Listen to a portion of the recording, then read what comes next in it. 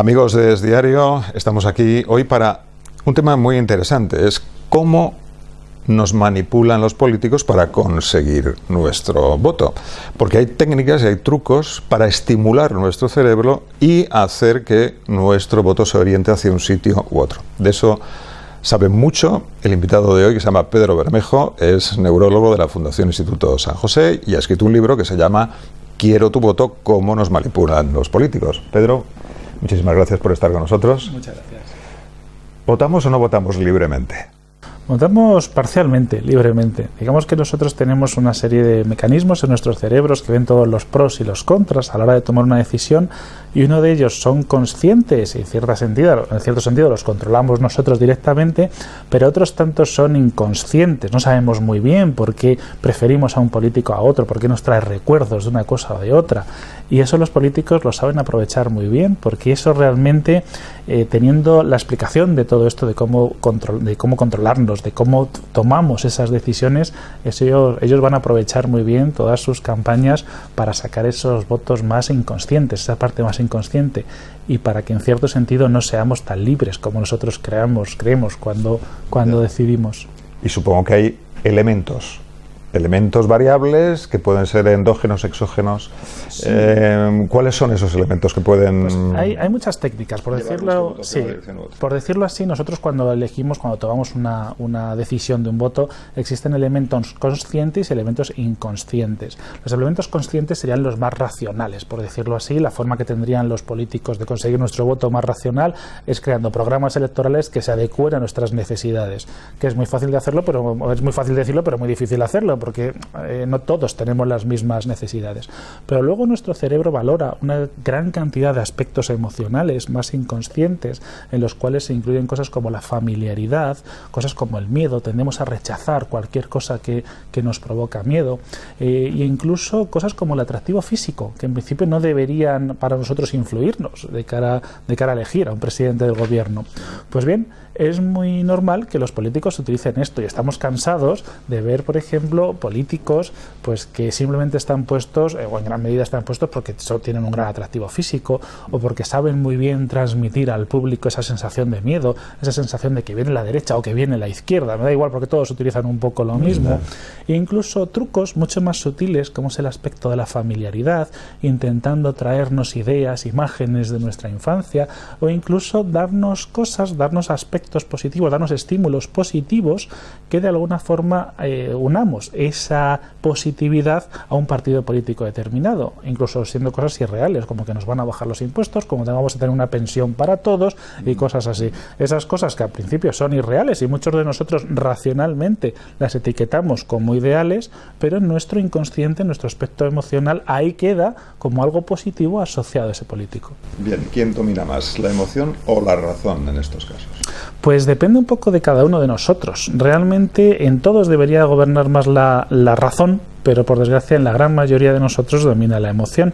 Tenemos una forma muy sencilla para hacer que seamos menos emocionales y seamos más racionales, y por lo tanto más libres a la hora de elegir nuestro voto, mediante unas técnicas muy sencillas, de las cuales recomiendo dos, simplemente.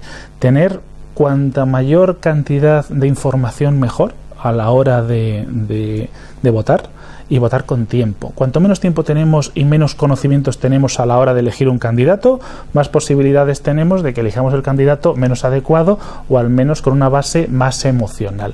Entonces, sí que pediría que leamos los programas electorales, no vaya a ser que la liemos luego, y que nos tomemos nuestra decisión, nuestro voto con tiempo, que pensemos muy bien a quién tenemos que votar para no liarla luego.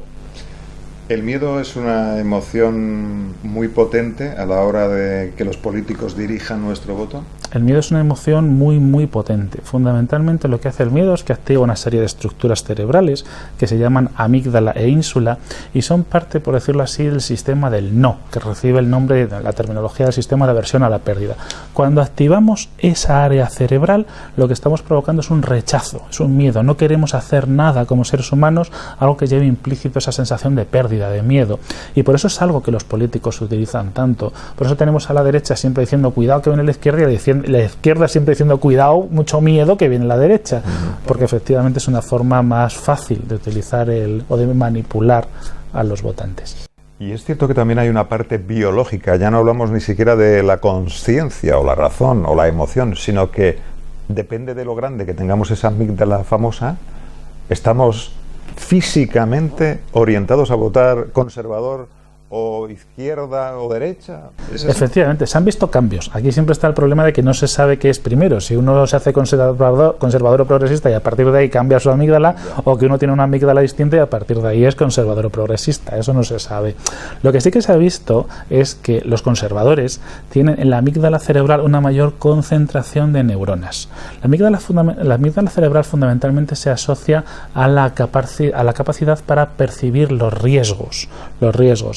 Y por eso se estima que un descenso en el número de neuronas de la amígdala cerebral lo que posiblemente se relacione es a una incapacidad para percibir los riesgos y en ese sentido arriesgarse más.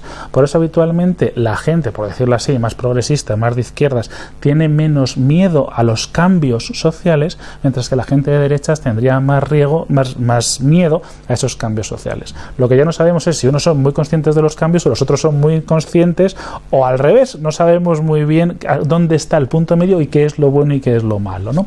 Lo que parece ser es que sí que es cierto que en las sociedades se necesita gente de los dos grupos, porque siempre va a haber unos que sean los más arriesgados y lleven más los cambios sociales, y haya otro grupo, en este caso los conservadores, que pongan más los pies en la tierra de lo que está pasando. ¿Cuál es el porcentaje idóneo? Eso es imposible saberlo. Ya. ¿Y un político podría ser sincero de verdad para conseguir el voto de la gente? Yo creo que un político podría ser sincero de verdad, pero todo el voto asociado a componentes emocionales lo perdería. Directamente. Sí, directamente. O sea, yo creo que un político, si fuese absolutamente racional, si todos nosotros fuésemos en teoría como teníamos que ser y leyésemos todos los programas electorales y votásemos exclusivamente racionalmente, si el político fuese únicamente racional, por supuesto conseguiría nuestro voto. Pero los seres humanos somos en gran medida emocionales y en gran medida nos dejamos guiar por nuestros instintos, sin leer nada más, sin ver los programas electorales, sin ver realmente hasta qué punto alguien cubre o no cubre nuestras necesidades, y todo ese voto lo perdería. Y también al mismo tiempo podría aparecer un político, digamos, paranoide, que nos convenciera absolutamente, nos encandilara, aun sabiendo nosotros o intuyendo que esta persona no está muy bien.